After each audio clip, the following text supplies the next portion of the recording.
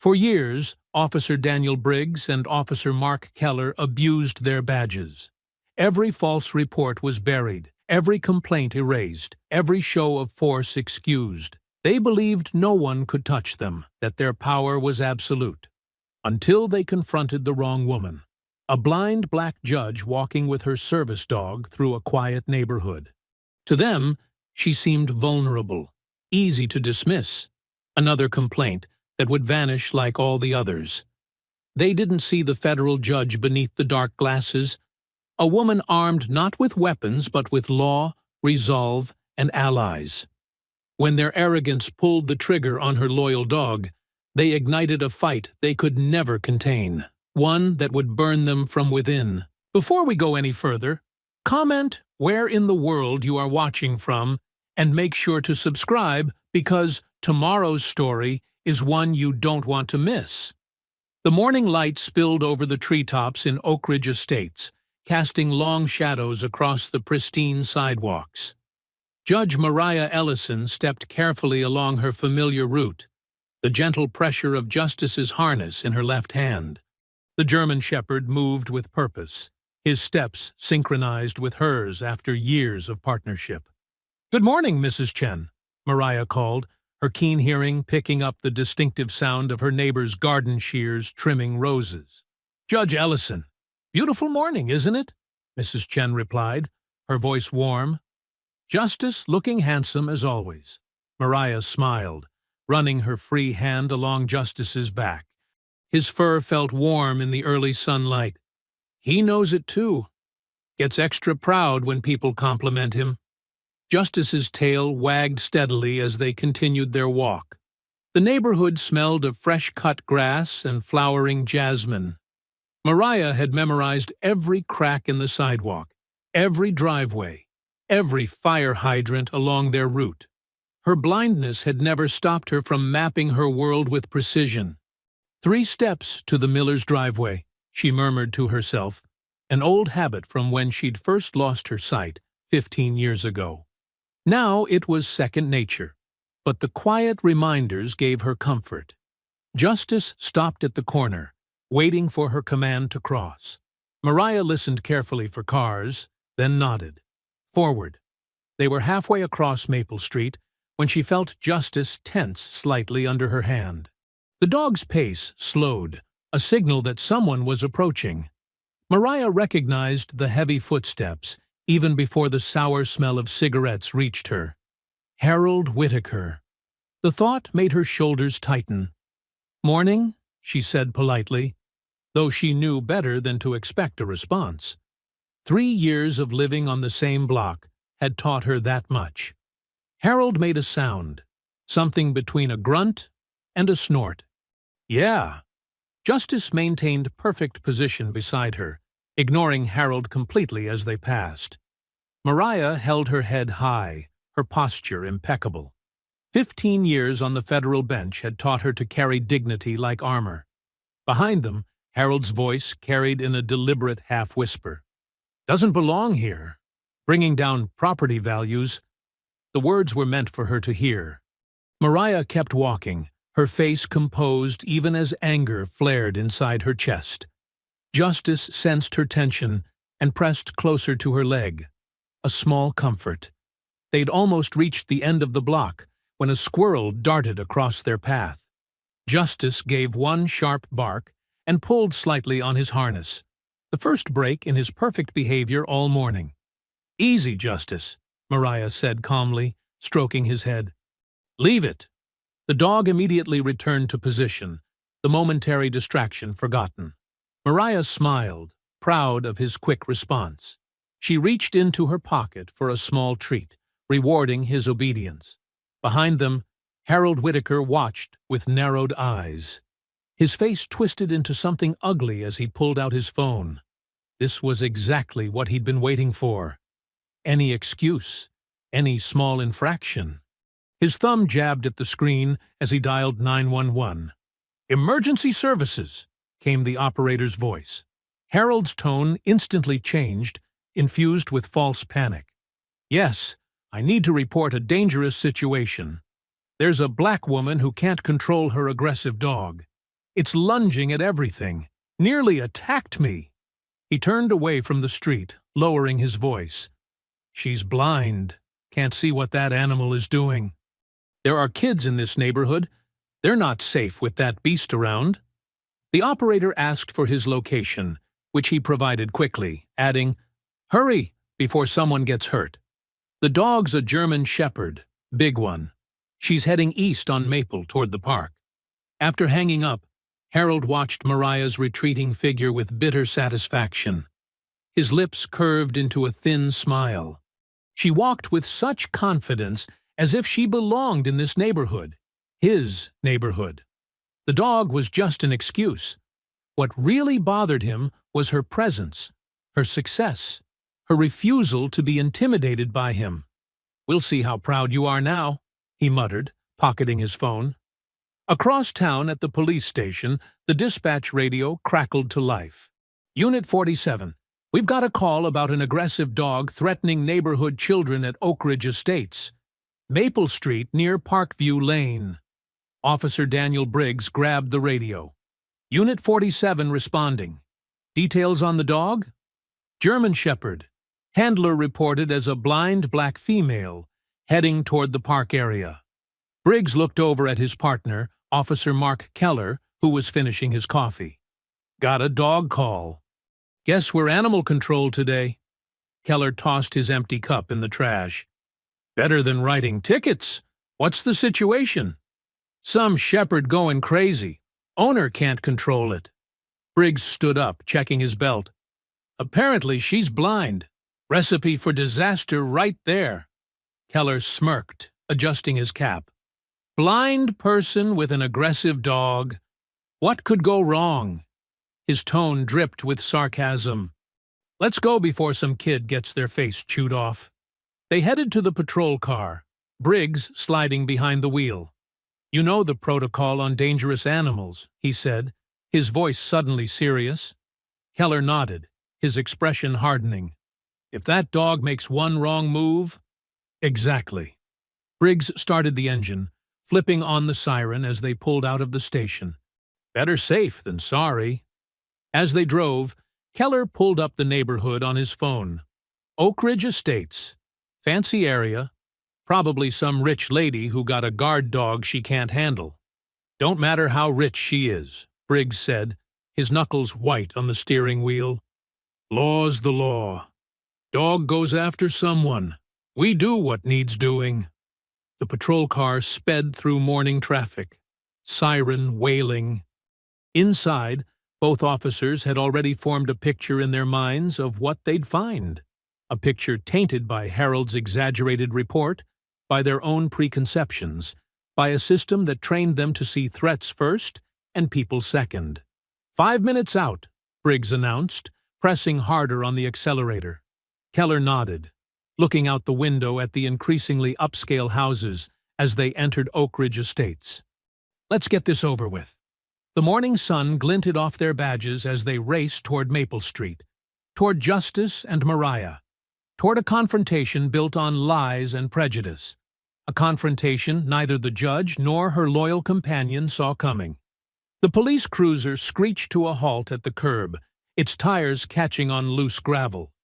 Officer Briggs killed the siren but left the roof lights flashing, casting alternating blue and red shadows across the peaceful street. Both officers exited the vehicle quickly, doors slamming in near-perfect unison. Mariah stood on the sidewalk near the entrance to the small neighborhood park, one hand on Justice's harness. The German shepherd sat perfectly at her side, alert but calm. They had paused to enjoy the morning breeze carrying the scent of fresh-cut grass and flowering dogwoods. "Something's happening," Mariah said quietly, her head tilting as she registered the sound of slamming car doors and heavy boots approaching rapidly. Justice's ears perked forward, but he remained seated, trained not to react without cause. Briggs approached with his hand already resting on his holster, his stance wide and aggressive. Keller flanked him slightly to the right, mirroring his partner's tension. Neither officer took a moment to assess the scene. A calm woman, and her well-behaved service dog standing quietly on a public sidewalk. "Step back from the dog, ma'am," Briggs shouted, his voice unnecessarily loud for the quiet morning. At almost the same moment, Keller barked, "Control your animal! Keep it restrained!" Mariah's face registered confusion at the contradictory commands. "Officers," she began, her voice steady and dignified despite her surprise, "I'm blind, and this is Justice, my certified service dog. He's completely under control." She kept her free hand slightly raised, making no sudden movements. Years of courtroom experience had taught her how to maintain composure in tense situations. But inside, her heart hammered against her ribs. Doors opened along the street as neighbors emerged to see what was happening. Mrs. Chen stepped cautiously off her porch, garden shears still in hand. The Miller family paused while loading their car for a day trip, their children watching with wide eyes. "Ma'am, I need you to step away from the dog now," Briggs repeated, his voice growing louder. "I can't do that, officer," Mariah explained calmly. "He's my service animal. I need him to navigate. We haven't done anything wrong." Justice sensed the rising tension and shifted position, moving slightly in front of Mariah in a protective stance. The dog remained silent, his posture alert, but not aggressive. His training had prepared him for stressful situations, to stay calm and focus on his handler's safety. "The dog is moving!" "Control your animal!" Keller shouted, his hand now fully resting on his weapon. Mariah felt the slight change in Justice's position through the harness.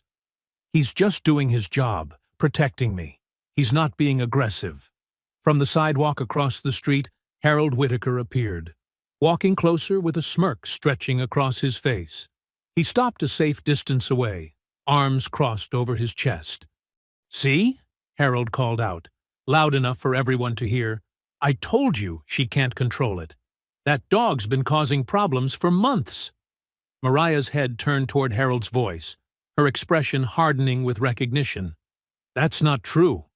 Justice has never caused any problems." "Sir, please step back," Keller called to Harold without taking his eyes off Mariah and Justice. Then, lower to Briggs. "This matches the call description exactly." The crowd of neighbors grew. Someone murmured, "What are they doing?" Briggs took a step closer, his hand now fully gripping his holster. "Final warning, ma'am.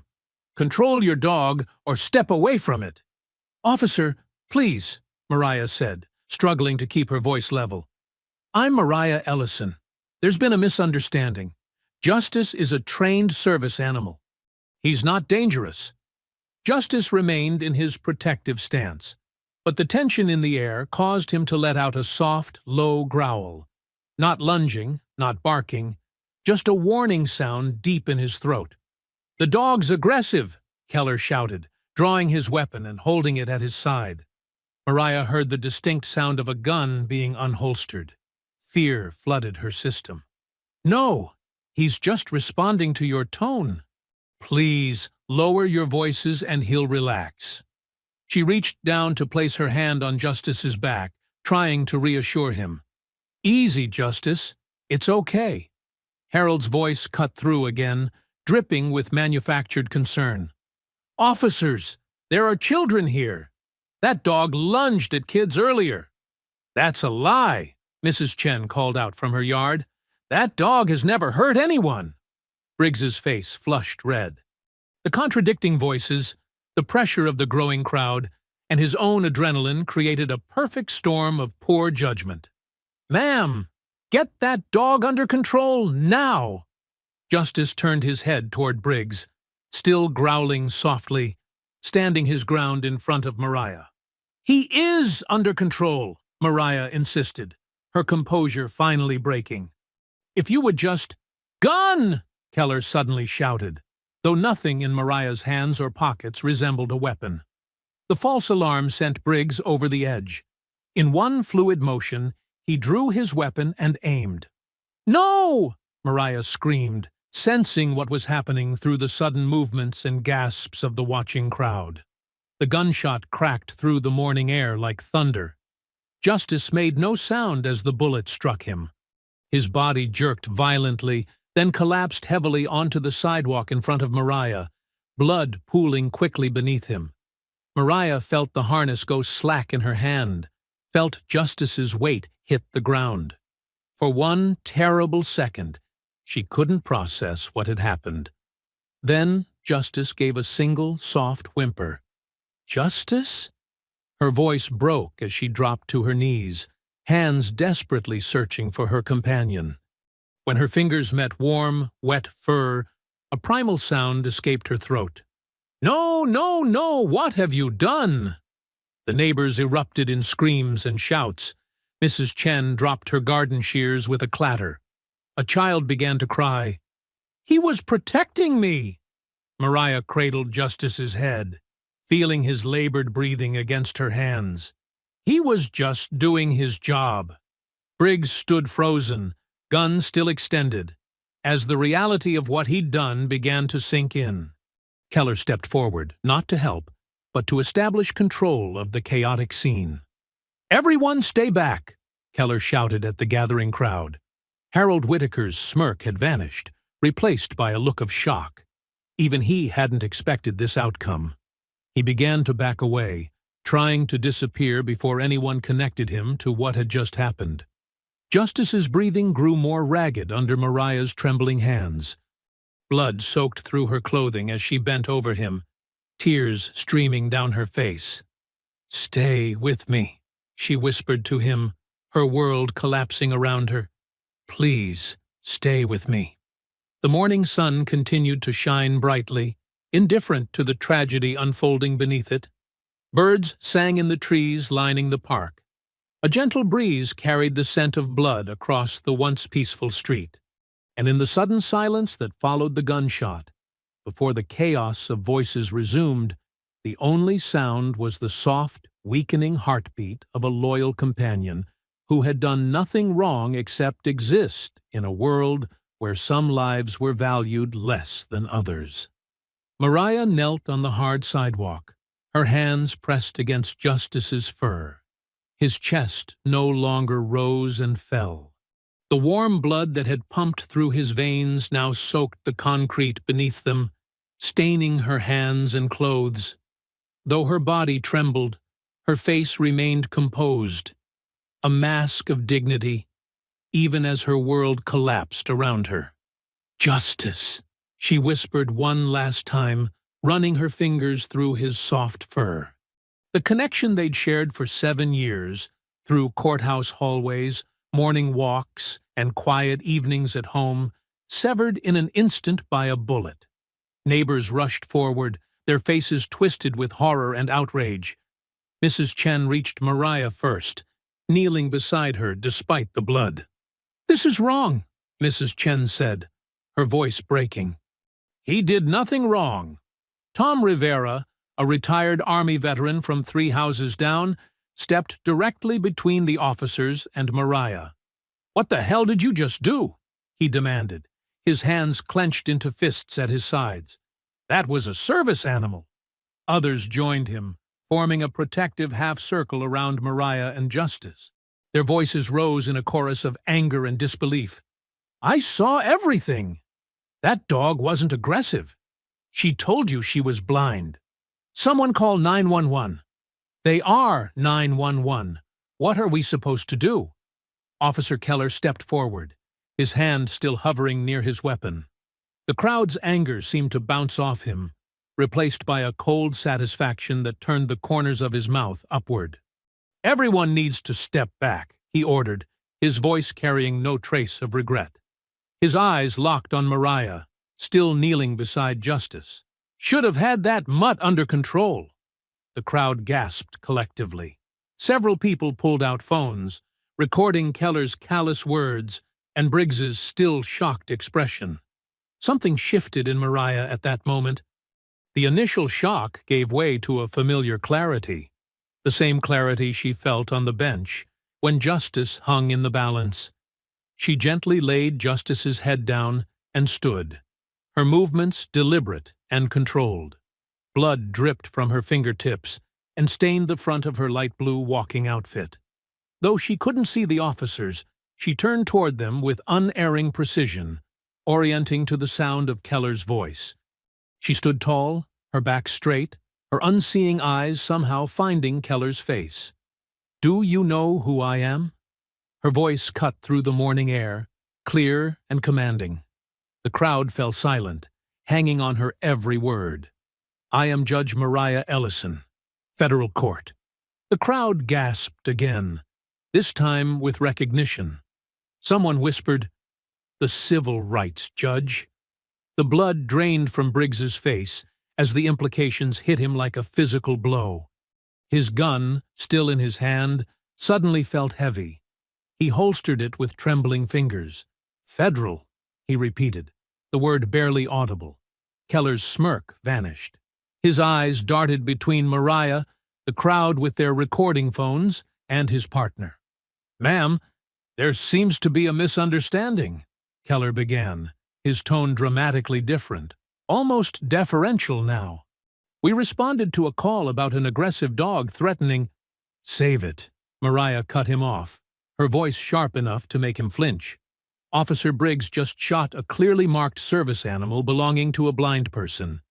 An animal that was not attacking anyone. I heard no warning. I heard no attempt to de-escalate." She took a step forward, and despite her blindness, both officers instinctively backed up. Badge numbers. Names. Precinct. "Now." Each word fell like a gavel. Briggs found his voice, though it cracked with stress. "Officer Daniel Briggs, badge 4487, East Precinct." "Officer Mark Keller, badge 5122, East Precinct," Keller added, less shakily, but with none of his previous arrogance. "Ma'am, you have to understand, the call came in as—" "As what?" Mrs. Chen interrupted. "I live right there." She pointed to her house. "That dog has walked past my home every morning for years. Never once caused trouble." Tom Rivera nodded. "Service dog vest, clear as day. You didn't even try other options." Keller's expression hardened as he scanned the hostile crowd. He leaned closer to Briggs. "Radio for backup. Now." As Briggs fumbled for his radio, Mariah knelt once more beside Justice, her composure finally cracking. She gathered his still warm body into her arms as best she could, his weight heavy against her chest. Blood soaked through her shirt, but she didn't care. "7 years," she said, loud enough for everyone to hear. "Justice has been my eyes for 7 years. He never hurt anyone." From the back of the crowd, Harold Whitaker watched the scene unfold with growing unease. This wasn't what he'd expected. A few stern words from the cops, maybe a fine, something to put that woman in her place. Not this. Not death. And definitely not discovering she was a federal judge. He began to inch backward, slipping between houses, making his quiet exit before anyone remembered his role in what had happened. Briggs spoke into his radio, his voice low and urgent. "Dispatch, this is Officer Briggs. We need a supervisor at 1542 Oakwood Drive. Incident involving a service animal." He swallowed hard. "Possible lawsuit situation." Keller pulled him aside, their backs to the crowd, but Mariah's sensitive hearing caught their hushed exchange. "We stick to the story," Keller whispered fiercely. "Dog was aggressive, moved toward you. You had no choice." "But she's a federal judge," Briggs hissed back. "This isn't some random—" "That's exactly why we need to get our story straight," Keller cut him off. "This is serious lawyer trouble. The union will back us, but only if we don't contradict each other." The crowd continued to grow as more neighbors emerged from their homes, drawn by the commotion. Several approached Mariah, offering gentle words of condolence and support. "I recorded everything," a young woman told her, kneeling beside her. "From the moment they got out of their car. I won't delete it. I promise." "I'm a witness," another neighbor added. "That dog didn't do anything wrong." Mariah nodded, grateful for their support, but lost in her grief. Justice's body grew heavier in her arms as the life energy left him completely. Her world had suddenly become darker than it had ever been, even after losing her sight 15 years ago. A siren wailed in the distance, backup responding to Briggs's call. "I want accountability," Mariah said, her voice carrying across the now silent street. "For justice. For every person who has faced this kind of abuse of power." She turned her face toward the officers. "This ends here. This ends with you." Keller and Briggs exchanged nervous glances as the siren grew louder. Their careers, their futures, everything they'd built flashed before their eyes, all potentially destroyed in the seconds it took to pull a trigger. In Mariah's arms, justice lay still, his purpose fulfilled until the very end, protecting the person he loved most in the world.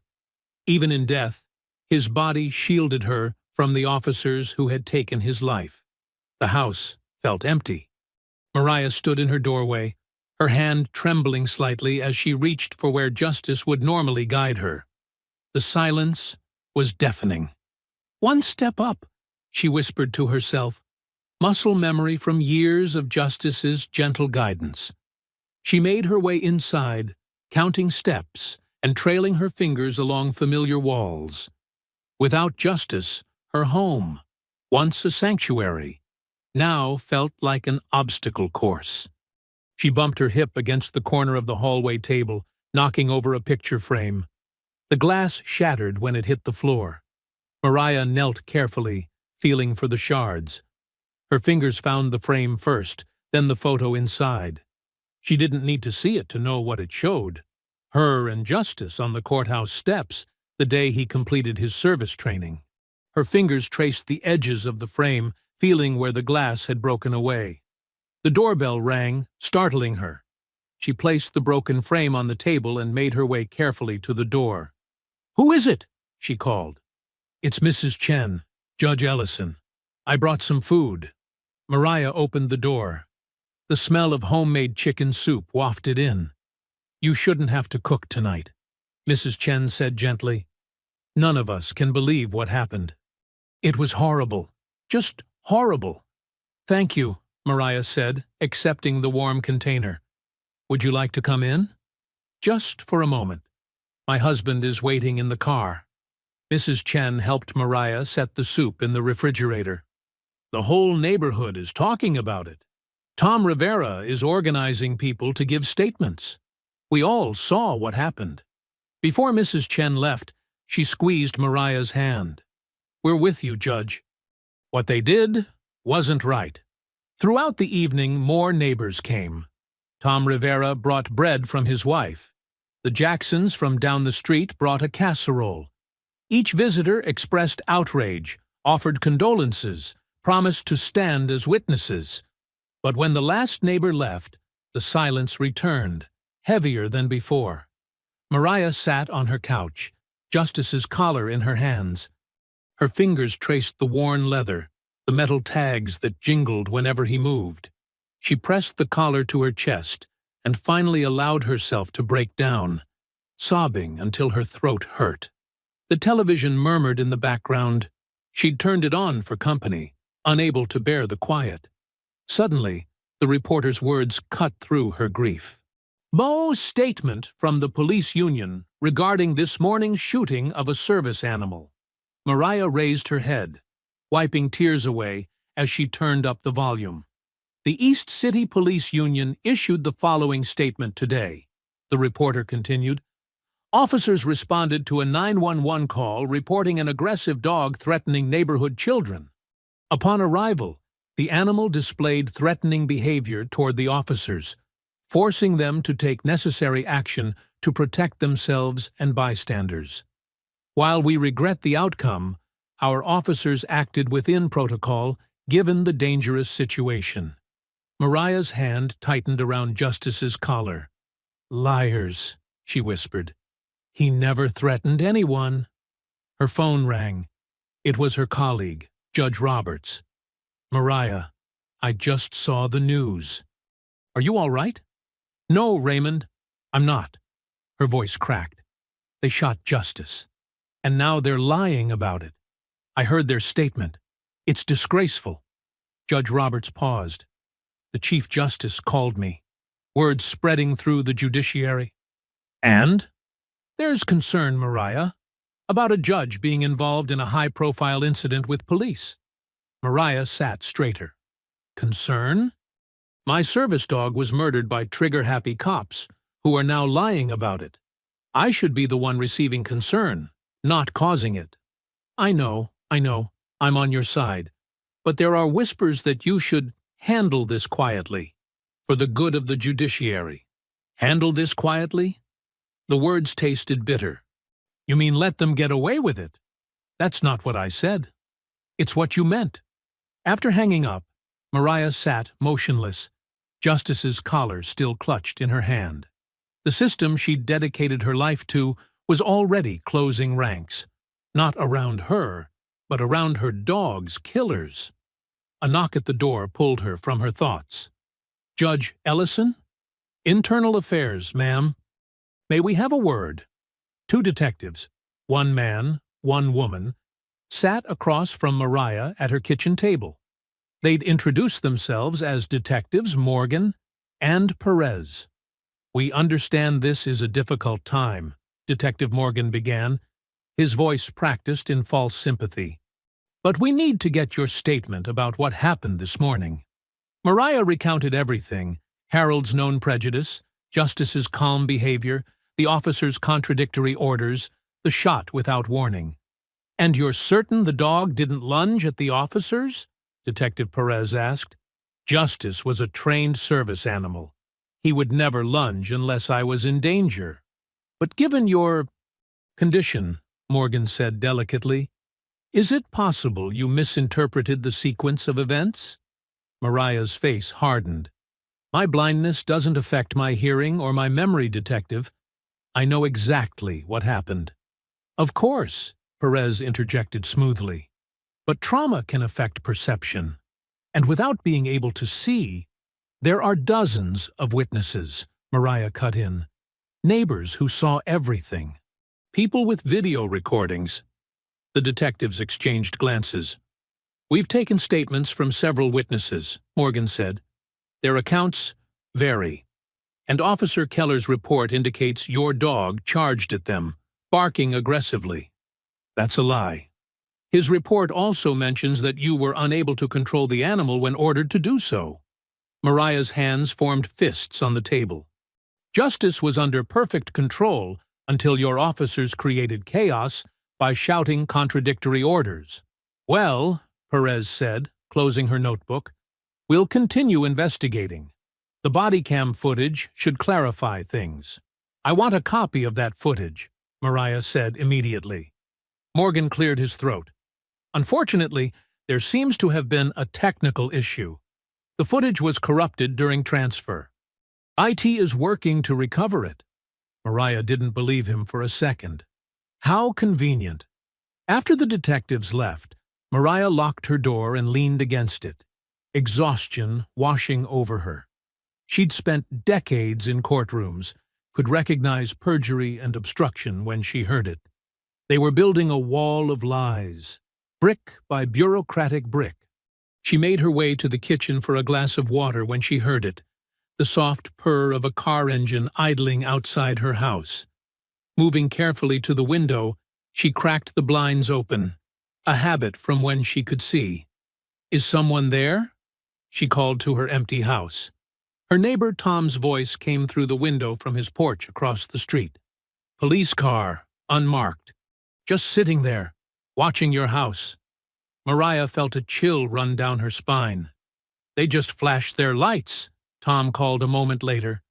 Now they're driving off. The message couldn't have been clearer. We're watching you. We know where you live. Mariah moved through her darkened house, double-checking every lock. The day's events played in an endless loop in her mind. Justice's body falling, Keller's sneering voice, the detective's gaslighting, the car watching her home. They thought her blindness made her vulnerable. They thought they could intimidate her into silence. She made her way back to her kitchen table and sat down. Her fingers found Justice's collar again, the metal tags cool against her skin. "You killed my dog," she whispered into the darkness. "But you won't kill my spirit." She reached for the digital recorder she used for legal notes, her fingers finding the familiar buttons with practiced ease. She pressed record. Case notes, August 12th. Subject: civil rights violation and unlawful killing of service animal justice.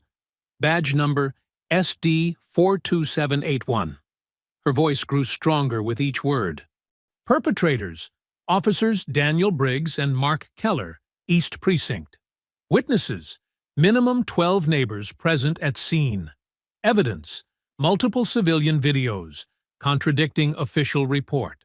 She continued methodically, laying out the facts as she would for a case, identifying potential legal strategies, noting witnesses to contact. This was familiar territory. The careful building of a case, brick by factual brick. First step: secure all video evidence before it disappears. Second: formal complaint with Department of Justice Civil Rights Division, bypassing local channels already showing signs of obstruction. Her fingers moved over Justice's collar as she spoke, drawing strength from the connection to him. "They think, because I can't see, I can't fight," she said into the recorder. "They're about to learn how wrong they are." The morning sunlight streamed through the kitchen windows, but Mariah Ellison found no warmth in it. The house felt emptier than ever, without Justice's nails clicking on the hardwood floors or his soft breathing beside her bed. She reached for her phone and pressed a familiar contact. "Helen? It's Mariah. I need your help." Helen Monroe's voice, steady as always, came through the line. "I heard what happened. It's all over the legal circles. Tell me what you need. I need allies, people I can trust. Can you come over? And could you call David Cho? If anyone knows how to fight this kind of battle, it's him. I'll be there in an hour. And I'll call David right now." Mariah hung up and sat at her kitchen table, running her fingers over the smooth wood surface. For the first time in years, she felt adrift. Without Justice to guide her, even navigating her own home seemed more challenging. But it wasn't just physical guidance she missed. It was his presence, his warmth, his unwavering loyalty. The doorbell rang precisely 1 hour later. "It's Helen," came the voice from outside. "David is with me." Mariah opened the door, and Helen immediately embraced her. Despite being 68, Helen Monroe carried herself with the same authority she'd had on the federal bench for decades. "Judge Ellison," David Cho said, his voice tight with controlled anger. "I'm so sorry about Justice." "Thank you for coming, David." Mariah gestured them inside. "Please, call me Mariah. We're not in court today." They settled in her living room, Helen guiding Mariah to her favorite armchair. "I've already started preliminary research," David said, pulling out papers from his briefcase. "Civil rights violations, violation of the Americans with Disabilities Act, unlawful destruction of property, though I hate calling justice property." "He was family," Mariah said quietly. "Yes, he was," Helen agreed, "and what they did was criminal." "I need to know what I'm up against," Mariah said. "The police union has already issued their statement painting Justice as aggressive. The internal affairs detectives tried to gaslight me yesterday, suggesting I couldn't understand what happened because I'm blind." David's voice hardened. "Classic playbook. Discredit the victim. Protect the officers." "I requested the body cam footage," Mariah continued. "They claim it was lost in transfer." "Lost?" Helen scoffed. "Convenient." "Too convenient," David agreed. "I'll file motions today demanding all video evidence be preserved. We'll also request all radio communications, the 911 call transcript." "I made some calls this morning," Mariah interrupted. "A clerk I trust at the precinct sent me the incident report. It's full of lies." She handed over her tablet. Helen read it aloud for all of them. Officers responded to 911 call regarding aggressive dog. Owner unable to maintain control.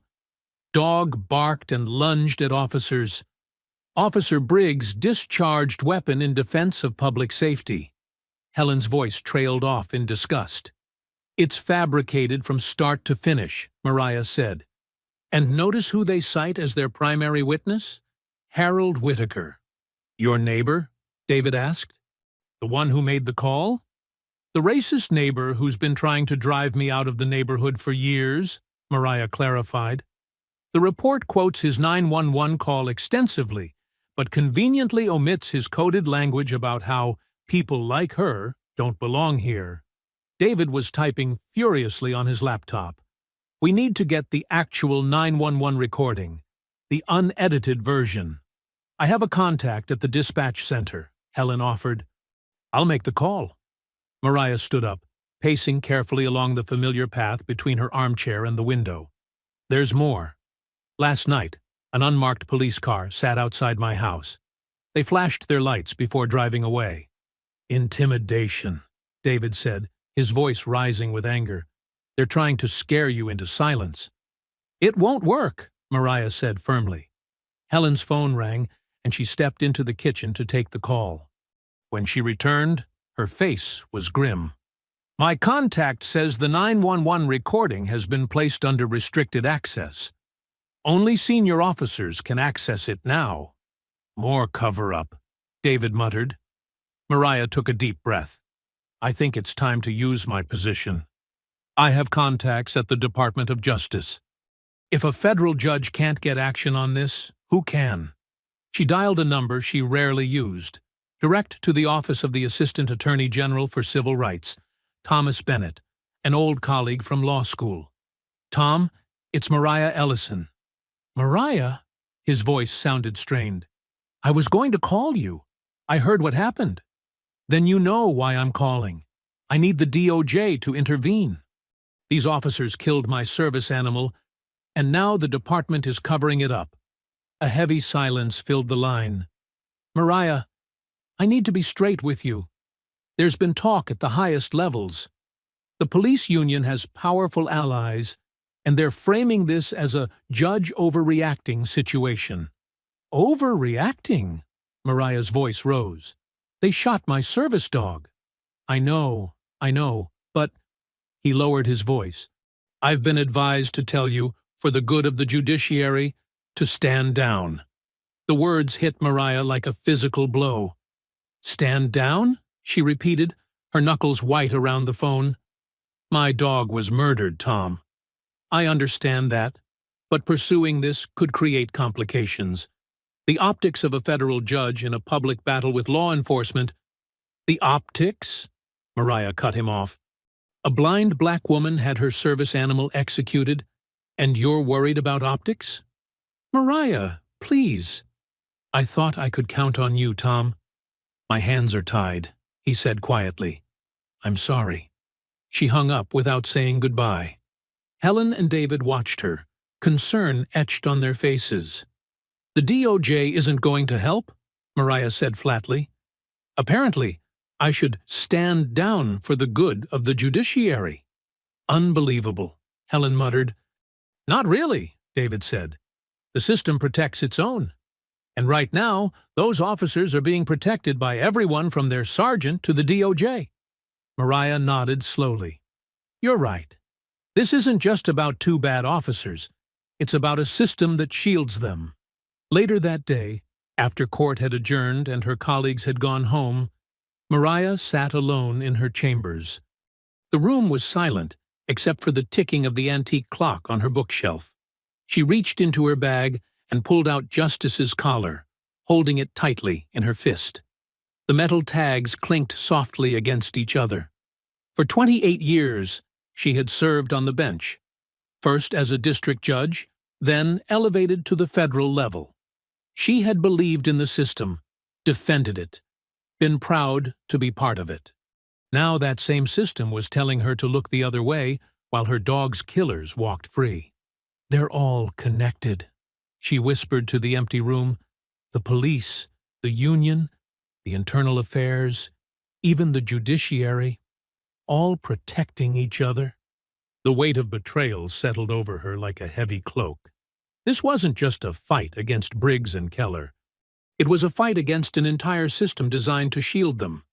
A system she had been part of, had trusted. Justice's collar felt warm in her hand, the leather worn smooth from years of use. She ran her thumb over his ID tags, remembering the day she'd first fastened this collar around his neck. He had been so young then, eager to serve, to protect. "I won't let them bury this," she said, her voice stronger now. "I won't let them bury you." The next afternoon, Mariah's doorbell rang. She moved carefully through her living room, counting steps in her mind, a habit that kept her oriented even in familiar spaces. The house felt emptier without Justice's nails clicking across the hardwood floors. "Who is it?" she called. "Helen and David," came Helen's steady voice. "And we've brought someone we'd like you to meet." Mariah opened the door. She could hear 3 sets of footsteps, smell Helen's subtle lavender perfume, and detect David's nervous energy in the way he shifted his weight from foot to foot. "Come in," Mariah said, stepping back. "Who's with you?" "Rosa Martinez," a new voice answered, warm and confident. "Community activist. Been raising hell in this city for 15 years now." She took Mariah's extended hand, clasping it firmly with both of hers. "Judge Ellison, what happened to you and Justice is beyond wrong. I'm here to help." Mariah nodded, feeling an immediate connection to Rosa's directness. "Thank you for coming. Please, all of you, let's sit in the dining room. I've got coffee ready." They settled around her table, and Mariah could hear the rustle of papers as David unpacked his briefcase. "I've been working since we last met," David began. "Filed emergency motions to preserve all evidence, but we've hit roadblocks. The department is claiming sovereign immunity on the body cam footage." "Sovereign immunity," Mariah repeated, her voice tinged with bitterness. "They're hiding behind legal shields meant for legitimate government functions, not cover-ups." "Exactly," Helen agreed. "And Judge Rourke was assigned to hear our motion for expedited discovery. He's not being helpful." "Alan Rourke?" Mariah's brow furrowed. "I mentored him, trained him when he first came to the bench." "Well, he's delaying our hearing," David said flatly. "Claims his docket is full for the next 3 weeks." Rosa made a sound of disgust. While evidence conveniently disappears, Mariah tapped her fingers thoughtfully on the table. "They're using procedure to run out the clock. Standard playbook." She paused. "What about witness statements? There were neighbors watching." "That's where I've made progress," David said, his voice brightening. "I've collected statements from 4 witnesses who saw everything. Mrs. Chen from across the street, the Ramirez family, and Jordan Taylor, the college student who lives next door." "What do they say?" Mariah asked. "They all confirm Justice was calm, not aggressive. That the officers were shouting contradictory orders. That Briggs shot without provocation." David's voice hardened. "And they all heard Keller's comment afterward about having the mutt under control." Helen made a disgusted noise. "It's clear-cut police brutality." "Yet they're still denying it," Rosa pointed out. "Witness statements won't be enough. The system protects its own." "You're right," Mariah agreed. "We need more leverage." She turned toward Rosa's voice. "Helen says you organize protests?" "That's right," Rosa replied. "Been doing it since I was 20. Nothing makes power listen like hundreds of voices speaking together." "What are you thinking?" David asked. "The courthouse, the police station, and City Hall," Rosa said promptly. 3 protest sites, rotating daily. Keep the pressure constant. I've already got calls out to disability rights groups, civil rights organizations, and animal welfare advocates. This cuts across all lines. "Can you get media coverage?" Helen asked.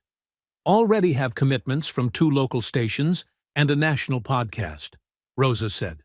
Social media is already buzzing. The hashtag Justice for Justice started trending last night. Mariah nodded, impressed. We need the public pressure, but we also need to find the cracks in their legal defense. She stood and moved to a small desk in the corner, returning with a digital recorder. I've been thinking like a judge, analyzing their weaknesses. She pressed play. Her own voice filled the room. Potential vulnerabilities in the police defense. 1. The 911 call. If we can prove Harold Whitaker's call was knowingly false and racially motivated, it undermines everything that followed. 2. Officer training records. If Briggs and Keller lack proper training on service animals, it's an ADA violation. 3. Chain of custody for the body cam footage. Who handled it between recording and the supposed loss? David's chair creaked as he leaned forward. These are exactly the technical traps we need to set, especially the ADA angle. That gives us federal jurisdiction regardless of what Rourke does. I can help with the 911 call, Helen offered. My former clerk works at the dispatch center. She might be willing to risk her job to get us that recording. And I can find out about their training, Rosa added. I know officers who've retired from the department. They'll talk if they think it's for a good cause. Mariah nodded, feeling a surge of hope for the first time since Justice died. We're attacking this from all angles: legal, public pressure, and procedural. There's one more thing, David said, his voice suddenly hesitant. I think we should consider filing a personal lawsuit against Harold Whitaker. He started this with a false 911 call. Make him testify under oath about what he said and why, Helen mused. I like it. So do I, Mariah agreed. Draft the complaint, David. We'll file it tomorrow. I'll get on those protest permits right away, Rosa said, her chair scraping as she stood. First demonstration tomorrow at noon outside the courthouse. I should warn you all, Mariah said, her voice growing serious. They'll try to discredit us. They'll dig into your backgrounds, look for any weakness. Let them try, Rosa said firmly. I've been called every name in the book. It won't stop me. My reputation can handle it, Helen added. And I've been waiting my whole career for a case this important, David finished. I'm all in. Mariah felt a wave of gratitude. Thank you. All of you. As they continued planning, Mariah heard her phone buzz with a news alert. David checked it. Look at this. Your neighbor Mrs. Chen posted a video of the shooting online. It's already got 50,000 views. What does it show? Mariah asked. Everything, David replied, his voice tight with emotion. Justice standing calmly. The officers yelling. The shot. They can't control this narrative anymore, Rosa said, determination in her voice. People are seeing the truth. They worked for hours, strategizing legal moves and public actions. As evening approached, Helen and David gathered their notes. I should go prepare those filings for tomorrow, David said. And I need to make those calls about the permits, Rosa added. As they said their goodbyes at the door, Mariah heard it, faint at first, then growing louder. Voices in the street, chanting in unison. What's happening? She asked. My God, Helen breathed. There are people gathered at the end of your block. Dozens of them. Rosa stepped onto the porch. I didn't organize this. This is spontaneous. The chant became clearer, echoing through the evening air. Justice for justice. Justice for justice. They came on their own, David said, his voice filled with wonder. The community is rallying behind you. Mariah stepped onto her porch, feeling the evening breeze on her face. The chants grew louder as the crowd noticed her. She raised her hand in acknowledgement and the cheers intensified. In that moment, standing on her porch with her new allies beside her, Mariah felt something shift inside her, from grief to resolve, from victim to fighter. The protests had begun without them even planning it. The spark had caught fire on its own. Mariah's heels clicked against the polished marble floors of the courthouse.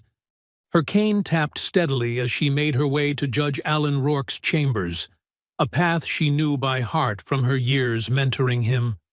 The familiar scent of old wood and leather files filled her nostrils.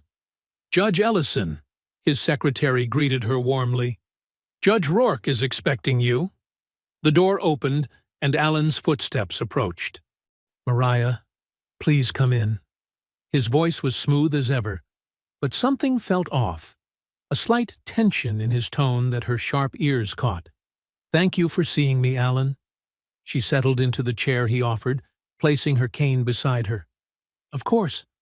I've been following the situation with your service animal. Terrible business."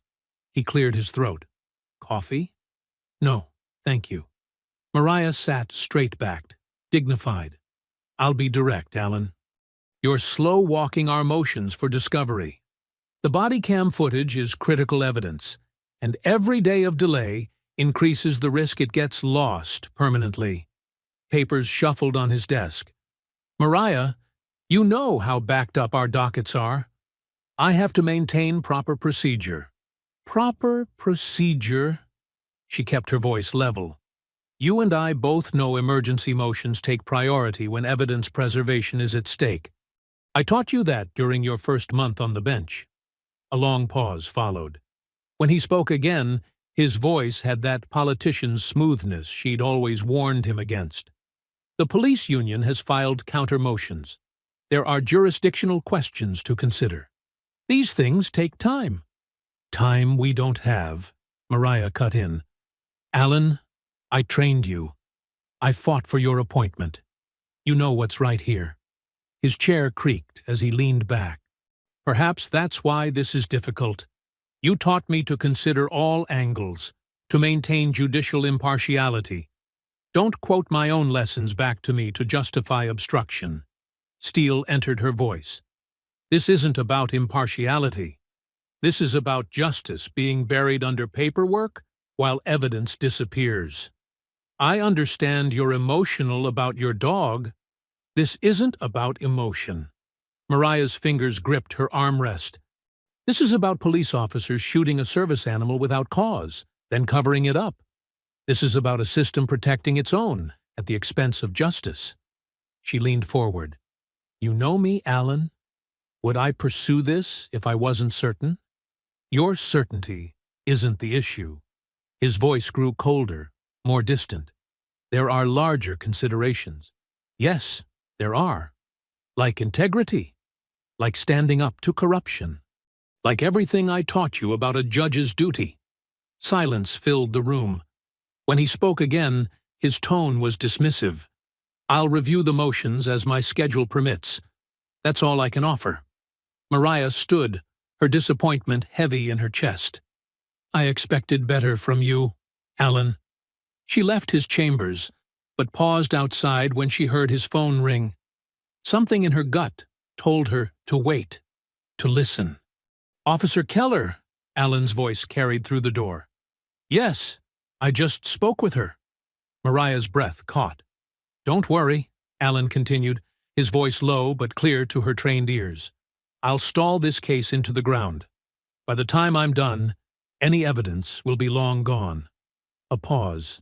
"Yes, I understand what's at stake. My nomination to the appeals court won't be affected." The betrayal hit Mariah like a physical blow. Her own student, selling justice for a promotion. "We all have to protect our interests," Alan was saying. "Just keep everything quiet on your end. I'll handle the legal side." Mariah's fingers tightened on her cane as she walked away, her steps measured and controlled despite the rage and hurt burning inside her. The marble halls seemed colder now, tainted by corruption she'd never suspected reached so deep. She made her way to the courthouse steps, the afternoon sun warm on her face. The sound of protesters reached her ears, hundreds of voices chanting her name, demanding justice. "Judge Ellison! Judge Ellison!" The chants grew louder as people noticed her presence.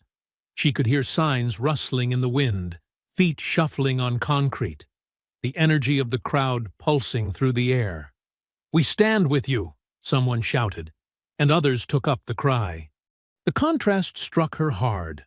Behind her, the corrupt machinery of a system she'd served faithfully for decades, now revealed to be rotting from within. Before her, the voice of the people, raw and honest in their demand for justice. Her fists clenched at her sides.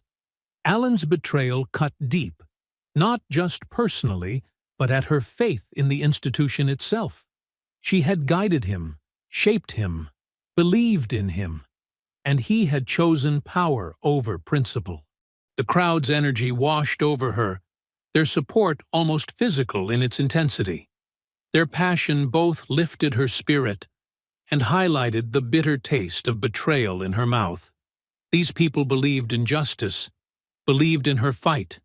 Meanwhile, the very system meant to protect that justice was conspiring to bury it. "Justice for justice!" The chant started again, swelling through the crowd. Mariah stood straight on the courthouse steps, a figure of dignity despite the turmoil in her heart. The betrayal of her former student had shaken her, but the voices of the people strengthened her resolve. If the system wouldn't serve justice, she would find another way. The contrast between the corruption inside and the righteousness outside crystallized her purpose. She was no longer just fighting for justice. She was fighting for the very soul of justice itself. The evening news blared from Mariah's television as she prepared her dinner. She kept it on for background noise, a habit from before losing her sight. "Breaking news tonight." The anchor's voice carried that false concern that made Mariah's skin crawl. Questions arise about federal judge Mariah Ellison's fitness to handle a service animal. Sources close to the investigation suggest the judge may have been unable to properly control her dog due to her disability. Mariah's hands stilled over the cutting board. The knife's handle grew slick in her grip. Anonymous reports indicate Judge Ellison has struggled with mental health issues, the anchor continued, potentially clouding her judgment of the incident. The phone rang, making her jump. It was Helen Monroe. "Mariah, are you watching this garbage?" "I'm listening to it right now." Mariah's voice was tight. "They're really going there, aren't they?" "It's disgusting," Helen spat. "Using your blindness against you? And these anonymous sources about mental health? We both know that's coming straight from the police union's playbook." Outside her window, Mariah heard Harold Whitaker's nasally voice carrying across the yard. He was talking loudly to another neighbor. "Threatened me, you know, right there on the sidewalk. That dog of hers was always aggressive, but she wouldn't listen when I tried to warn her. Dangerous situation, having someone like that in the neighborhood." Mariah's free hand clenched into a fist. The lies spread like poison, seeping into the community's consciousness. Her phone buzzed with a text alert. David Cho sending updates from the protest at City Hall. She pressed play on the voice message. "Mariah, they're moving in with riot gear, telling people to disperse, but they've blocked the exit routes. There's families here, elderly people. Wait, they're firing tear gas. They're charging the crowd." The message cut off in chaos. Mariah switched back to the news. Breaking coverage from City Hall, where police are responding to what they call unlawful assembly by protest groups. Multiple arrests are being reported as authorities work to restore order. Her doorbell rang. Then again. And again. Angry voices carried through the door. "Come out, Judge! Face what you started! Justice for our police!" Heavy fists pounded on her door. Mariah stood perfectly still, her heart racing but her mind clear. She reached for her phone. 911, what's your emergency? "This is Federal Judge Mariah Ellison. There's a mob outside my home." The TV anchor's voice cut through. "In related news, we're receiving reports that Judge Ellison resides at 1542 Oak Grove Drive." Mariah's blood ran cold. They'd just broadcast her address live on air. The pounding on her door grew louder. Someone started rattling her windows. "Stay on the line, Judge Ellison," the dispatcher said. "Units are responding." More voices joined the crowd outside. Car doors slammed, engines revved. "Go back where you came from." "Can't even control a dog." Through it all, she heard Harold's voice, gleeful and encouraging. "That's right! Show her she can't get away with threatening decent folks." Mariah moved away from the windows, phone pressed to her ear. The house she knew so well by touch and memory now felt like a trap. Each bang on the door made her flinch, but she refused to cower. Police sirens approached. The crowd began to disperse, but not before someone threw something that shattered against her front window. Hours later, after the police had taken statements and cleared the area, Mariah sat in her study. Glass crunched under the repairman's boots as he worked on boarding up her window. The house felt violated, her sanctuary tainted. Her phone hadn't stopped buzzing with updates. More protesters arrested at City Hall. Tear gas had sent 3 elderly demonstrators to the hospital. The police union was calling for an investigation into her mental fitness to serve as a judge. The TV droned on in the background. Sources question whether a blind judge can adequately assess threatening situations. Mariah reached for her recorder, pressing the familiar buttons. Her voice was steady, despite everything. "They think blindness is weakness. They'll learn it's my greatest weapon." She clicked off the recorder, listening to the sounds of her broken home. The repairman's hammer. The whisper of the wind through the broken window.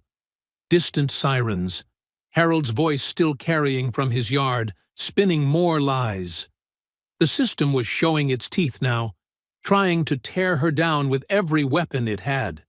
They attacked her blindness, her mental health, her safety. Anything to discredit and silence her. The coordinated nature of it was clear.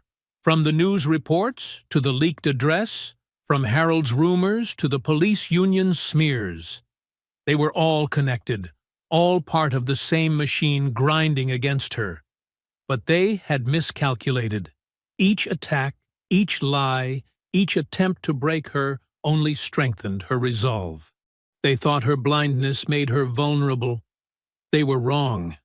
It had taught her to listen more carefully, to sense what others missed, to navigate darkness that would leave others helpless.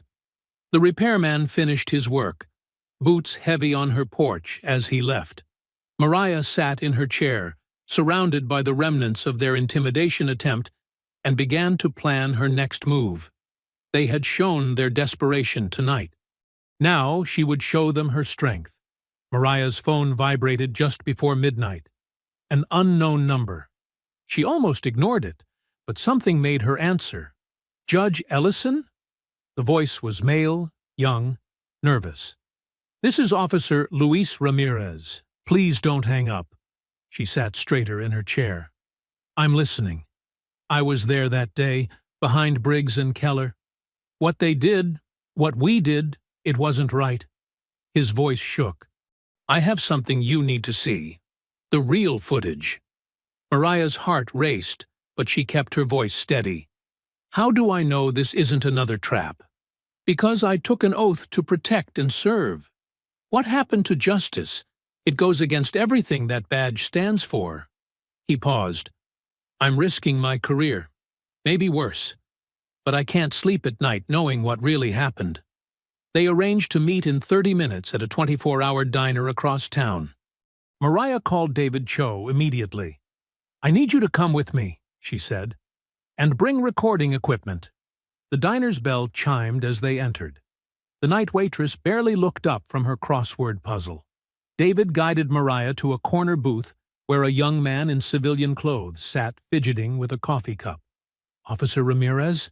Mariah asked softly. "Yes, ma'am." His voice trembled slightly.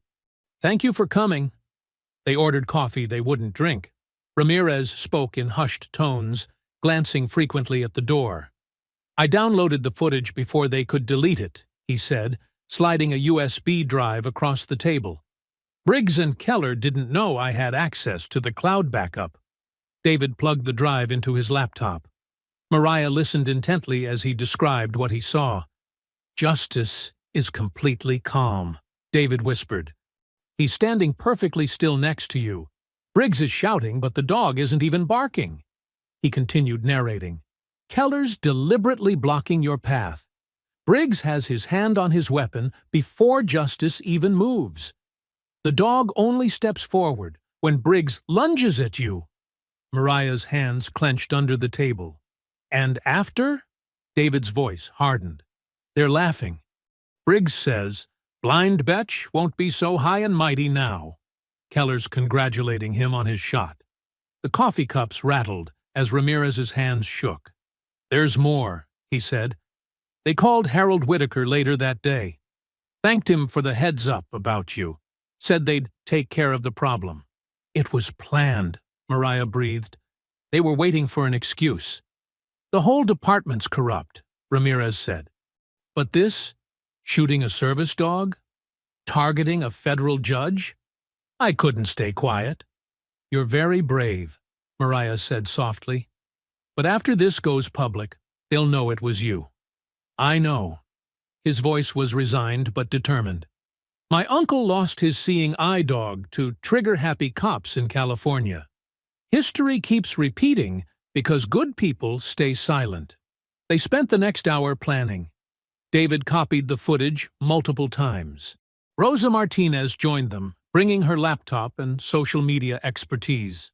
"We need to release this strategically," Rosa said, typing rapidly. "I've got contacts at major news outlets, but social media will move faster. Once it's viral, they can't contain it." "We should prepare statements," David added, "from witnesses, other service dog handlers, police accountability experts. Build a wave they can't stop." Mariah nodded.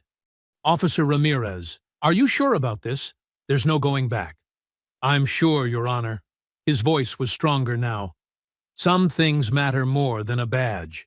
They worked through the night in David's office. Rosa crafted social media posts while David prepared legal documents. Mariah recorded a statement, her voice carrying all the authority of her position. At dawn, Rosa's finger hovered over the post button. The video was queued on multiple platforms, ready to explode across the internet. "This is going to change everything," she said.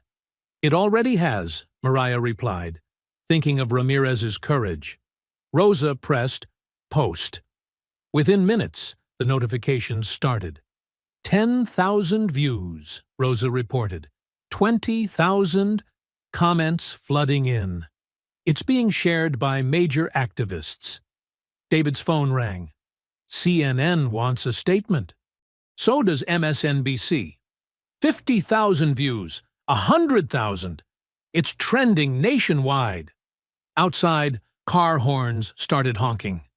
Chants grew louder as people gathered in the streets. Mariah's phone buzzed constantly with calls from reporters, colleagues, and supporters. "The police union's trying to deny it," Rosa said. "But people are analyzing the footage frame by frame. They can't hide from this. 200,000 views, 500,000. Every major news outlet is picking it up." Through her office window, Mariah heard the crowd swelling. The chants were different now. Not just angry, but triumphant. "We have proof! We have proof!" 1,000,000 views, Rosa whispered. "It's everywhere!" David touched Mariah's shoulder. "You're trending on every platform. People are calling for Briggs and Keller's arrests. The mayor's office is being flooded with calls." The sun rose fully, warming Mariah's face through the window. For the first time since Justice died, she felt her lips curve into a smile. Not of happiness, the grief was still too raw, but of hope. The truth was out. The world could finally see. The protesters' voices carried clearly now. "Justice for justice! Justice for justice!" Mariah stood, straightening her jacket. "What happens next?" "The whole city's mobilizing," Rosa said. Thousands of people are heading downtown. They're calling it the March for Justice. We should be there, David said. Mariah nodded, her smile growing stronger.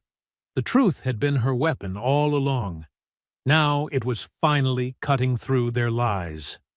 The morning headlines hit like a punch to the gut. Dirty cop arrested. Officer accused of evidence tampering. Mariah's hands trembled as David read the newspaper article aloud in her kitchen. Officer Luis Ramirez, 30, was arrested late last night on multiple charges including tampering with evidence, breach of department protocols, and theft of confidential materials. Sources within the department suggest possible ties to drug trafficking. Drug trafficking! Mariah slammed her hand on the table. He's never touched drugs in his life. They're following the playbook, David said grimly. Discredit the whistleblower. Destroy their reputation. Rosa burst through the door, her heels clicking rapidly across the floor. It's worse. They raided his apartment at 3 a.m., planted evidence. His neighbors recorded it, but the videos keep getting taken down. Mariah's phone buzzed. Helen Monroe, her retired judge friend, was calling. Turn on Channel 7, Helen said without preamble. They're about to announce the ruling on the footage. David grabbed the remote. Judge Alan Rourke's smug face filled the screen as he read from a prepared statement. After careful consideration of chain of custody concerns, this court finds the purported body cam footage inadmissible. Officer Ramirez obtained this material through unauthorized access, violating multiple departmental procedures. Furthermore, the footage shows signs of potential tampering. Lies! Rosa shouted at the TV. We have the raw files. The metadata proves. They don't care about proof, Mariah said quietly. They care about power. Outside the courthouse, reporters swarmed around Briggs and Keller. Both officers wore pristine uniforms, badges gleaming. Keller's practiced smile oozed false sympathy. We feel for Officer Ramirez, he said smoothly. The pressure of the job sometimes leads good officers down dark paths. We hope he gets the help he needs. Briggs nodded, playing his part perfectly. Our department has zero tolerance for corruption. The system worked exactly as it should. David muted the TV, cursing under his breath. They're going to bury him. Make an example. Mariah's phone wouldn't stop buzzing. Texts and calls poured in from supporters, but also anonymous numbers sending threats. Race traitor. Know your place. Back off or else. Rosa read some of the social media comments. They're calling him a gang member now, saying he was paid off by drug cartels to smear the department. His whole life, Mariah whispered. They're destroying his whole life because he told the truth. The day dragged on. News channels cycled between footage of Ramirez in handcuffs and experts discussing police protocol. Each hour brought fresh character assassination. His high school disciplinary record leaked, Rosa reported. They're focusing on a fight he got into at 16, twisting it into gang violence. His bank records, too, David added. They're claiming suspicious deposits, but it's his grandmother's medical payments. He's been helping with her care. Around sunset, heavy footsteps approached Mariah's front door. Something slid beneath it. A single piece of paper. David retrieved it, his sharp intake of breath telling Mariah everything she needed to know. What does it say? She asked. David's voice was tight with anger. Drop this, or next time it won't be the dog. The room fell silent except for the distant sound of traffic. Mariah's hands found Justice's collar on the side table, fingers tracing the worn leather. The tags still jingled softly, a ghost of happier mornings. They're watching the house, Rosa said, peeking through the curtains. Unmarked car across the street. Let them watch, Mariah replied, but her voice shook slightly. Her phone buzzed again, Ramirez's sister this time. They won't let me see him, she sobbed. They say he's in protective custody, but his lawyer can't reach him either. Mariah gripped Justice's collar tighter, the metal tags pressing into her palm. The memory of that morning flooded back. Justice's warm fur, his steady presence, the sound of his breathing. Then the gunshot, the sudden silence. "You think I'll quit?" she whispered, her voice gaining strength. "You don't know me." The words hung in the air, defiant against the weight of the day's defeats. Justice's collar felt warm in her hands, as if still carrying some echo of his loyal heart. David touched her shoulder gently. "Mariah, maybe we should—" "No," she cut him off. "They killed my dog. They're destroying a good man's life. They think threats will silence me?" Her fingers traced Justice's name on the tag one more time. "They have no idea what they've started."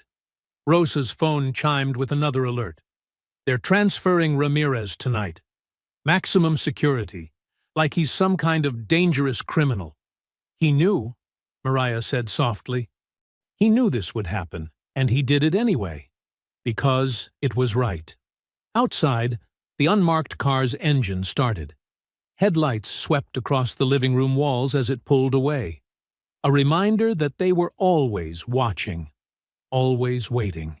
The collar's tags jingled one last time as Mariah set it down. The sound seemed to echo through the quiet house, like Justice himself was still there, still standing guard, still believing in justice. The night wrapped around Mariah's house like a heavy blanket. She sat cross-legged in Justice's empty dog bed, her fingers trailing through the soft fabric. The house felt too quiet, too still without the sound of his breathing or the click of his nails on the hardwood floors. Every shadow, every creak made her tense. Without Justice there to alert her to danger, the darkness felt deeper than ever before. His bed still held his scent, that mix of clean fur and the lavender shampoo she used during their weekly baths. "I don't know if I can do this anymore," she whispered to the empty room. Her hand found a stray dog hair caught in the fabric, and her throat tightened.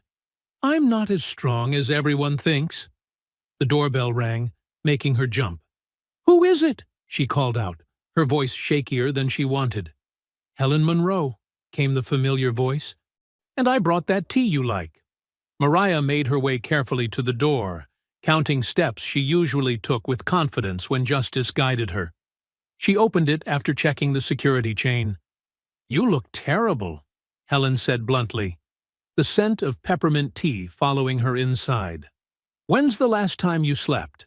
"Sleep feels like giving up," Mariah admitted, following Helen's footsteps to the kitchen. "Every time I close my eyes, I hear that gunshot." Helen's chair scraped against the floor as she sat down. The clink of teacups and the pour of hot liquid filled the silence. "Remember the day you took your oath as a federal judge?" "Of course." Mariah wrapped her hands around the warm cup Helen pressed into them. "Proudest day of my life. You stood there, hand raised, and swore to uphold justice. Not when it was easy. Not when it was safe. You swore to uphold it, period." "That was before I knew how deep the rot went," Mariah said bitterly.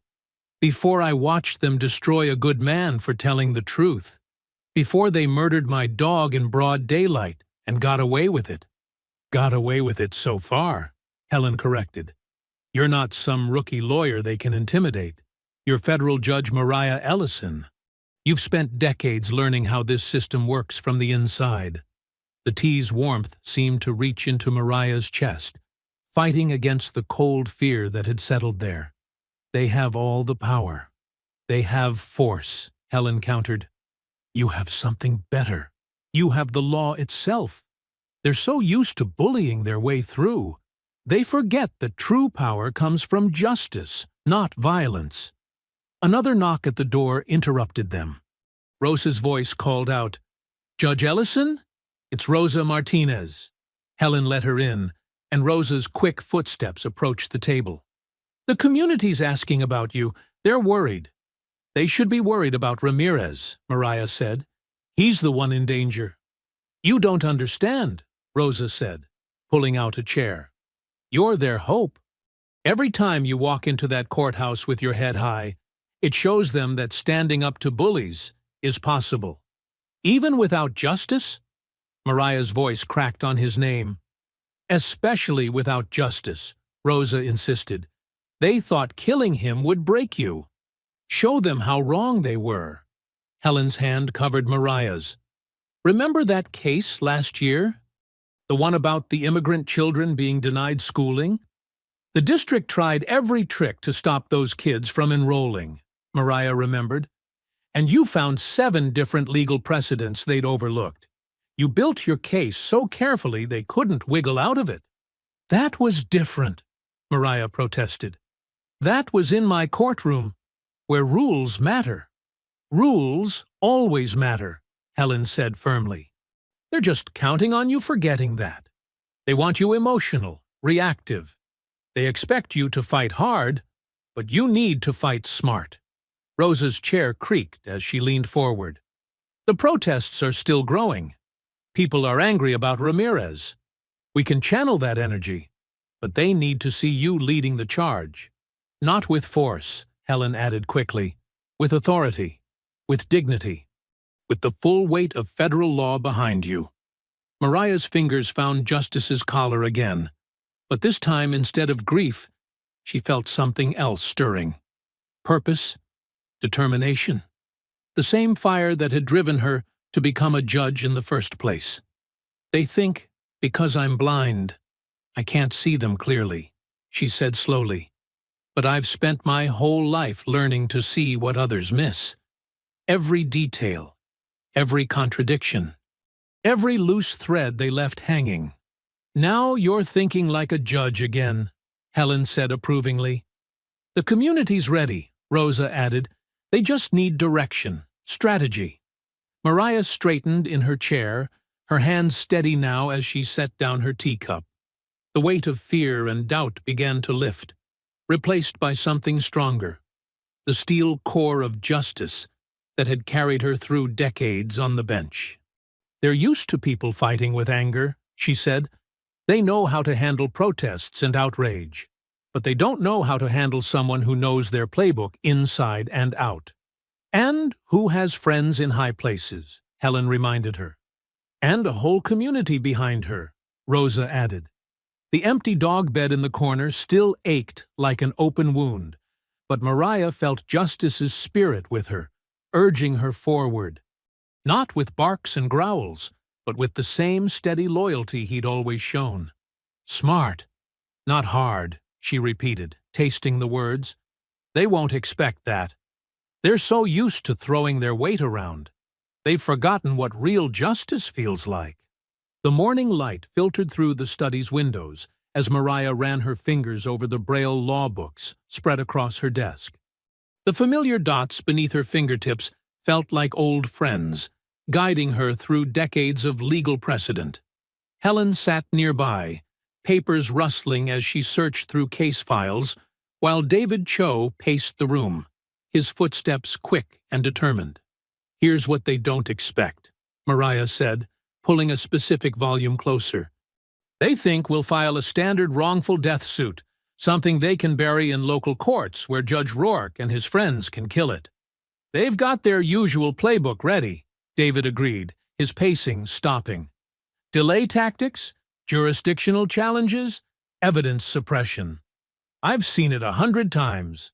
Mariah's fingers moved faster over the Braille text, finding the section she needed. But there's something they've overlooked. Section 242 of Title 18.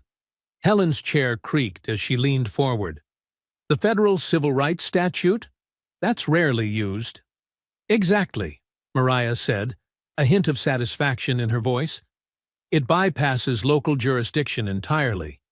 When law enforcement deliberately violates constitutional rights under color of law, especially against protected classes, which I am, both as a disabled person and as a black woman, it becomes a federal matter.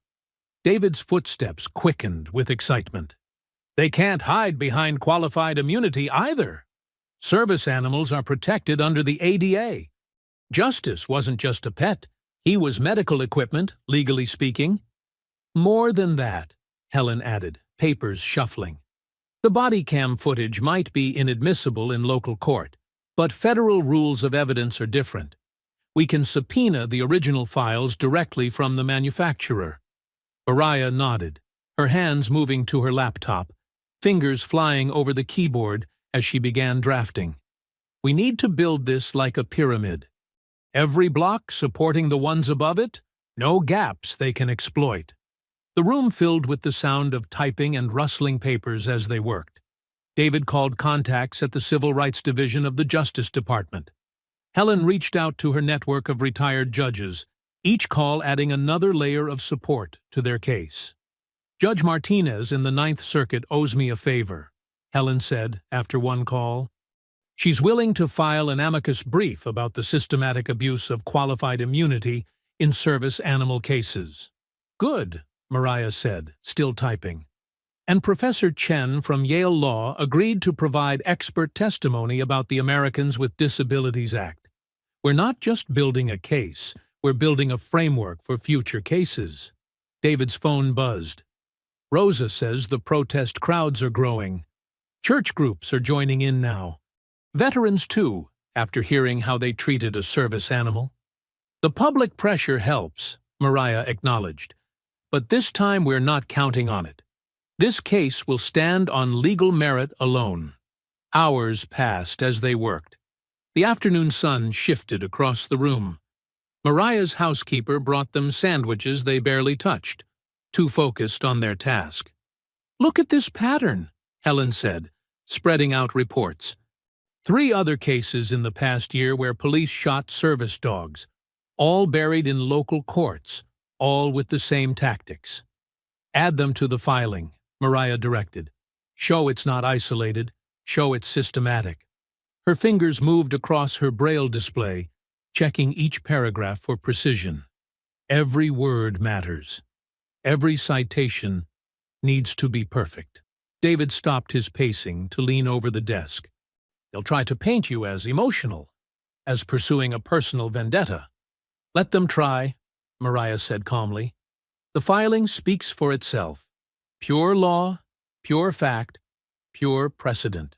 No emotion needed, though God knows they deserve our anger. The sound of chanting drifted through the windows, growing louder as evening fell. Justice for justice.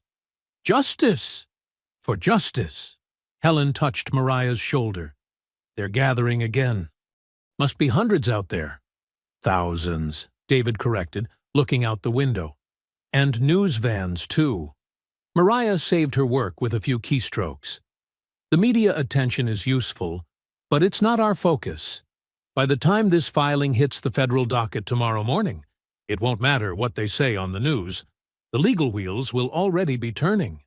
She stood, stretching muscles stiff from hours of work. David guided her to the window, where the chants grew louder. The evening air carried the sound of determination, of a community united in purpose. Justice for justice! Justice for justice! Describe it to me, Mariah requested quietly. They filled the whole street, David said. Candlelight vigil, signs with Justice's picture. There's a group of veterans in uniform at the front, church groups with their banners, families with children. Even some police officers, retired ones, I think, standing with them. Helen joined them at the window. They've got no idea what's coming. They think this is just another protest they can wait out. Let them think that, Mariah said, her voice firm. While they're watching the crowds, our filing will hit like a thunderbolt.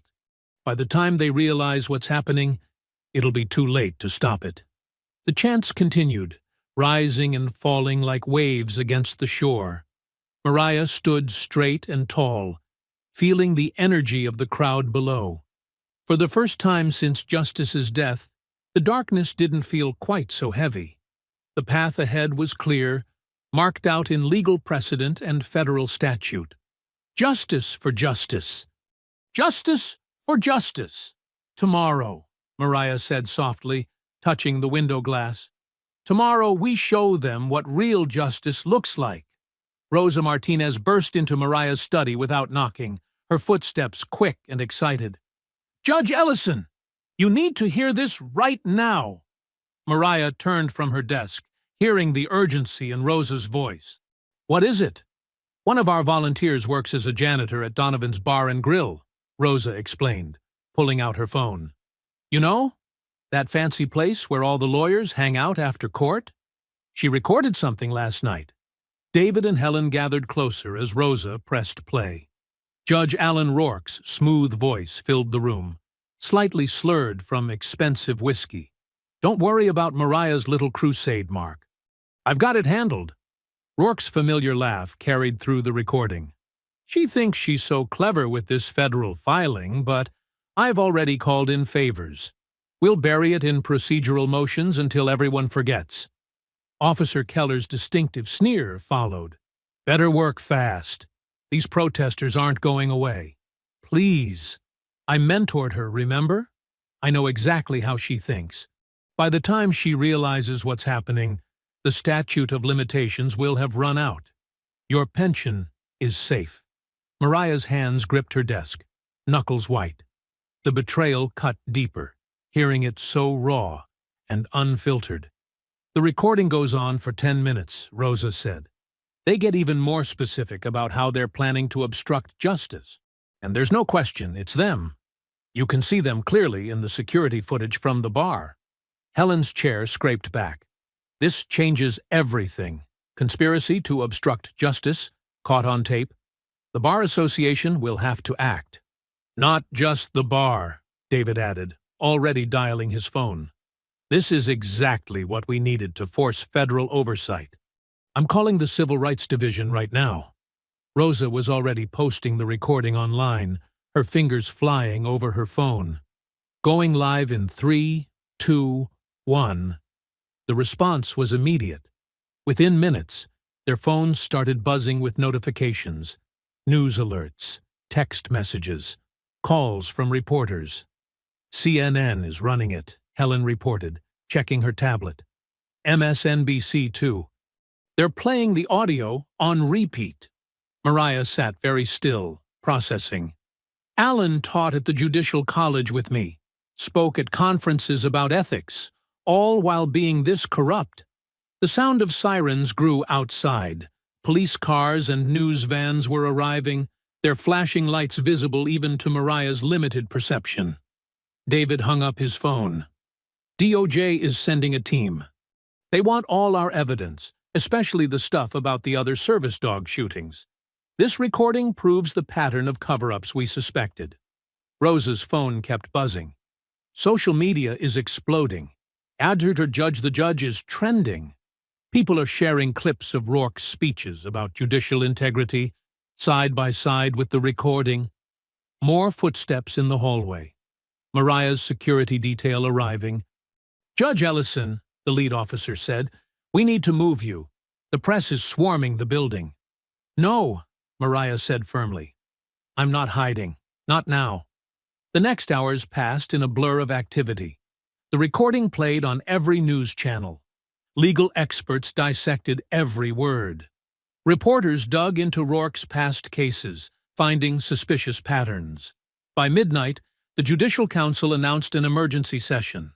By dawn, they had suspended Rourke pending investigation. "He's trying to claim the recording was doctored," Helen reported, reading updates. "But 3 different audio experts have verified it's genuine." David returned from a series of calls, excitement in his voice. "The DOJ just announced they're taking over the investigation. Full federal oversight. They're sending U.S. Marshals to secure all the evidence." Rosa showed them her phone. "Look at the courthouse. People have been gathering all night." The crowd's chants carried through the windows, louder than ever. "Judge Ellison! Judge Ellison!" Mariah stood, straightening her jacket. "What time is it?" "Almost 9, Helen said. "Your hearing is in 30 minutes. Then it's time." Mariah picked up her cane. "David, do you have the amended filing ready?" "Right here." Added the recording and 50 pages of supporting evidence. The security team escorted them downstairs. The moment they opened the front door, the sound hit them like a wave. Hundreds of voices cheering, cameras clicking, reporters shouting questions. Rosa took Mariah's arm. "Ready?" More than ready. Mariah stepped forward, head high. The crowd parted, forming a path. Voices called out support. "We're with you, Judge. Make them pay. Justice for justice." Reporters thrust microphones forward. "Judge Ellison, what's your response to Judge Rourke's recording? Will you be pressing additional charges? How does it feel to be vindicated?" Mariah kept walking, Rosa guiding her through the chaos. Her cane tapped steadily on the pavement, each step purposeful and sure. The courthouse steps loomed ahead. The same steps where, months ago, she had climbed with justice by her side. Now she climbed them alone, but not unsupported. The crowd's energy lifted her, their voices a wall of strength at her back. At the top of the steps, Mariah paused. The morning sun warmed her face. Below, the crowd fell silent, waiting. David leaned close. Keller and his lawyer just arrived. They looked terrified. "Good," Mariah said quietly. "They should be." The massive courthouse doors opened before her. Inside, justice waited. Not the twisted version that had protected corruption for so long, but real justice, the kind she had spent her life serving. The crowd's chant followed her in. "Judge Ellison! Judge Ellison!" Each step echoed in the marble hallway, carrying her toward the courtroom where everything would change. The federal courtroom hummed with tension. Every seat was filled, with overflow crowds watching on monitors in adjacent rooms. Briggs and Keller sat rigid at the defense table, their faces pale and sweating under the harsh fluorescent lights. Harold Whitaker shuffled to the witness stand, his previous smugness replaced by nervous twitches. The prosecutor, a sharp-eyed woman from the DOJ's Civil Rights Division, approached with a tablet in hand. "Mr. Whitaker, we're going to play your 911 call from that morning. Please, listen carefully." Harold's voice filled the courtroom, dripping with barely concealed hatred. "There's this black woman who can't control her dog. These people don't belong here. Children aren't safe. Someone needs to do something." The prosecutor paused the recording. "Mr. Whitaker, you testified earlier that Justice, Judge Ellison's service dog, was lunging at children. Were there any children present that morning?" Harold shifted uncomfortably. "Well, there could have been. Yes or no, Mr. Whitaker?" "No," he muttered. "In fact, security footage from your own house shows the sidewalk was empty except for Judge Ellison and Justice, doesn't it?" Harold's face reddened. "You don't understand." These people? These people?" The prosecutor's voice sharpened. "Please explain to the jury exactly who you mean by these people." The courtroom tensed. Harold glanced at his lawyer, who stared at the table, knowing any intervention would only make it worse. I just meant, Your Honor, permission to treat the witness as hostile?" "Granted." What followed was a methodical destruction of Harold's credibility. The prosecutor produced years of his social media posts, neighborhood complaints, and recorded conversations revealing a pattern of racist behavior. Officer Ramirez took the stand next, his back straight, voice clear. The bogus charges against him had been dropped that morning. "Officer Ramirez, please describe what you saw on Officer Briggs's unedited body cam footage." Justice was calm, following all commands. He moved in front of Judge Ellison protectively, but never aggressively. Officer Briggs shot without provocation. And after the shooting? Officer Keller laughed. He said, and I quote, "One less problem in the neighborhood." Keller's attorney objected, but the damage was done. The jury's faces showed their disgust. The evidence mounted hour after hour. Internal affairs documents revealed systematic cover-ups. Text messages showed Keller coordinating with Judge Rourke to obstruct justice. Financial records exposed the police union's slush fund for settling misconduct cases. When the verdict came 3 days later, it was unanimous. Briggs and Keller, guilty on all counts. Civil rights violations, conspiracy, obstruction of justice. The judge's voice rang out. "Officer Briggs, Officer Keller, please rise." They stood, shoulders slumped. "This court sentences each of you to 15 years in federal prison. Your pensions are revoked. You will never work in law enforcement again." The gallery erupted in cheers. The judge continued through the noise. "Furthermore, this court finds that the police union acted as a criminal enterprise under RICO statutes. All assets are frozen pending further investigation." Harold Whitaker wasn't in court to hear his fate. He'd fled town the night before, but it didn't matter. Civil rights organizations had already filed a dozen lawsuits. His face was plastered across national media as the epitome of racist vigilantism. Outside the courthouse, the crowd swelled into thousands. Signs waved, "Justice prevails," and "Thank you, Judge Ellison." Mariah emerged with her legal team. The sun warmed her face as tears streaked down her cheeks. Rosa squeezed her arm. "They're all here for you," Rosa whispered. "Every person you inspired to stand up against corruption." The chants grew louder. "Justice! Justice! Justice!" Each chant hit Mariah's heart like a wave. She thought of her faithful companion, gone but not forgotten. The system had tried to break her, to silence her, to make her doubt herself. Instead, she had broken the system's grip on power. David touched her shoulder. "The DOJ is announcing a national review of service animal shootings. They're calling it the Justice Initiative." Helen added, "The state bar just disbarred Rourke. Every case he touched is being reviewed." The crowd's energy surrounded Mariah like a warm embrace. For the first time since that terrible morning, she felt something beyond grief, beyond anger, beyond determination. She felt justice. Real justice. The kind that changes systems, not just punishes individuals. The kind that honors a faithful companion's sacrifice. Weeks passed like gentle waves washing away the sharpest edges of grief. Mariah stood in the training center's sunlit courtyard, her heart beating faster as soft paws padded across concrete. The trainer, Sarah, guided a young German shepherd toward her. "Judge Ellison, meet Honor. He's 2 years old and completed his advanced service training last week." Mariah knelt, extending her hand. Honor's wet nose touched her palm, followed by a gentle lick. His fur felt silky beneath her fingers as she traced the shape of his head, his ears, his strong shoulders. "He's beautiful," Sarah said softly. "Black and tan, just like Justice was.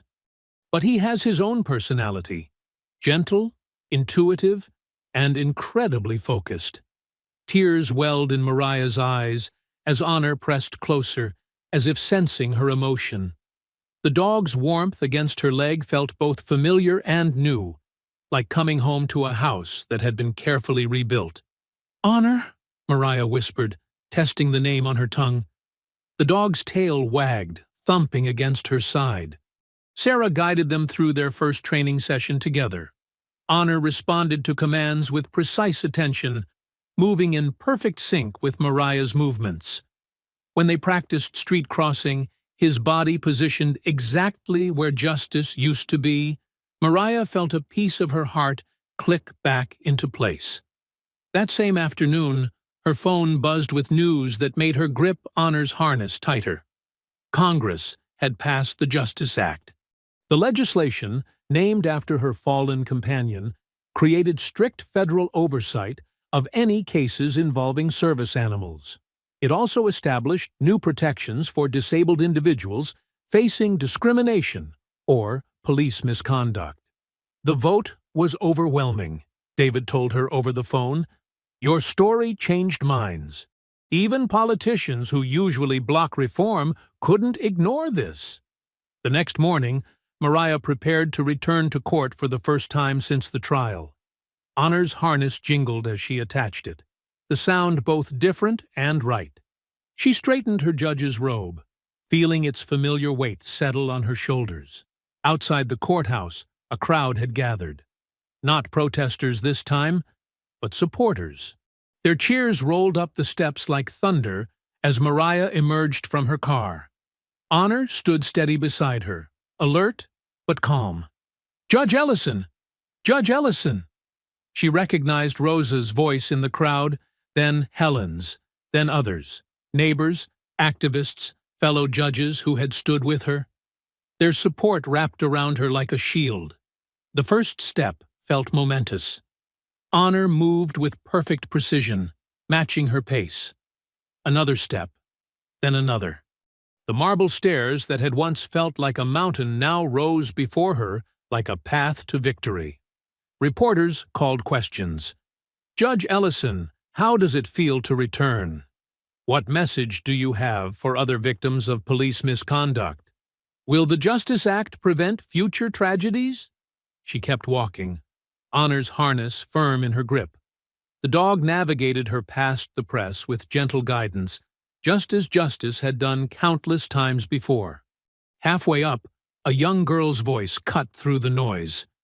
"Thank you for not giving up." Mariah turned slightly, smiling in that direction. More voices joined in. "Welcome back, Your Honor. Justice lives on. You showed them they can't break us." The courthouse doors waited above, their familiar presence drawing her forward. Honor's steps remained steady, his training impeccable. Yet there was something more, a connection growing with each shared moment, each synchronized movement. At the top of the steps, Mariah paused. The morning sun warmed her face as the crowd's energy swelled around her. Honor stood perfectly still, waiting for her signal. She reached down, running her fingers through his fur, feeling the strength and loyalty in his presence. "Justice lives on in you," she whispered. Her words meant only for Honor's ears. The dog pressed closer, as if making a promise of his own. Together they faced the courthouse doors, not as replacement for what was lost, but as something new born from the ashes of injustice. Honor's harness was steady in her hand as they took the final steps forward. I hope you enjoyed that story. Please share it with your friends and subscribe so that you do not miss out on the next one. In the meantime, I have handpicked 2 stories for you that I think you will enjoy. Have a great day.